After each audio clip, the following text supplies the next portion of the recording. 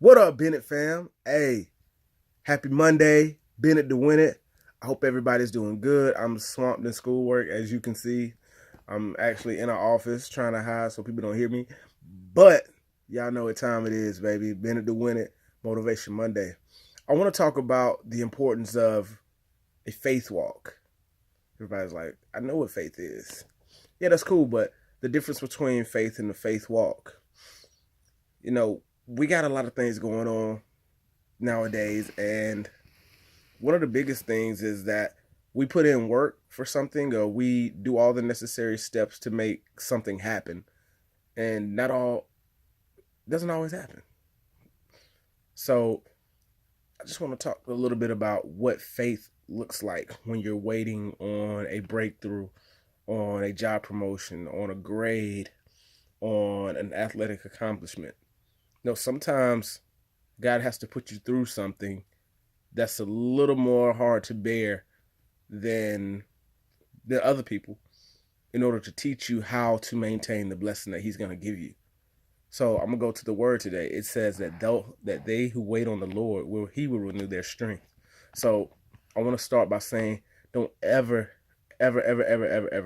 get weary in waiting. Your time is going to come, and then when it does come, God will renew your strength. We have to believe that as Christians, as believers, as Bennett's, whoever it is. And I have 4 principles that I want to touch on today, and I'm going to let y'all enjoy your day. For one, the first step in a faith walk is let it go. Whatever is hindering you from getting to that moment, or if you've gotten everything you needed to do out of the way in order to receive your blessing, and you're still upset because somebody may have got it before you did, or whatever the case may be, I need you to let that go. I need you to wake up every day with a clear conscience. I need you to wake up every day with the mentality like, hey, you know what? It didn't happen for me yesterday. We're going to try again today. And just keep renewing that. Show the faith. Show that you believe that it's going to happen and it's going to work out. Number 2, I need you all to stand still. Yeah, I'm thinking about the time where Jesus fed the 5,000. It was probably 10,000 because they didn't include women and children. And he had the disciples hand out the food, the bread and the fish. So the the disciples kind of got a little ahead of themselves, like, hey, yo, look what we did. We took 2 fish and 5 loaves of bread and we fed all these people. And Jesus kind of had to tell them, like, no, that wasn't you, dog. That was me. And so they were getting on their high horse. So what he did was, after that, he went on the mountaintop to pray, but then he sent the disciples across the water for a little bit. So, and of course, we all know that when they were out in the water, they hit a big storm. But Jesus was molding them to get them to understand that, hey, you know what? Even though I'm using you to bless other people, I still need you to know where your help comes from. So we got to do that. But my number 2 point is stand still. Because even when we're in those storms where Jesus is trying to teach us something, like the disciples, and he wants us to understand that whatever storm that we face, we have to stand still. We have to go through it. Whatever the case may be, if it's studying more, if it's getting up earlier, if it is, communication. I know a lot of us in relationships now, some of us aren't, but, communicate, stand still. Don't be so prideful. Stand still and ask God for his help.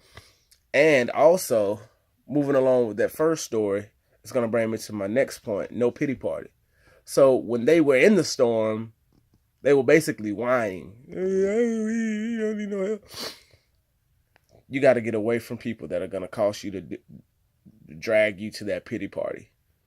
I've never seen anybody that was pitiful that was successful. It just doesn't add up. And the thing that hurts you about a pity party is that those emotions, they weigh on you. They put you in a position to where you feel as bad as the person that is going through something. So don't let nobody put you in a pity party. And then my final point is, sometimes you got to leave the boat. We're talking about a faith walk. God sometimes comes to us not so we may see him, but so that we may hear him. So when Jesus began to walk on the water, said the disciples couldn't see him, but they could hear him. So God wants us to learn to listen to him. Okay? And when he says go, I need you to get out of that boat. Right, when Peter said, if it's you, Lord, allow me to come to you, and he said, come, we actually have to get off the boat and believe that he's going to keep us above water. So going back through, we got to let it go. Faith walk, let it go. Whatever's hindering you, whatever's holding you at a guilty conscience, let it go. Second, when that storm hits, you got to stand still. Stand still, put your big girl or big boy pants on, and go through it. Number 3, don't let anybody drag you into a pity party. And number 4, you got to leave the boat.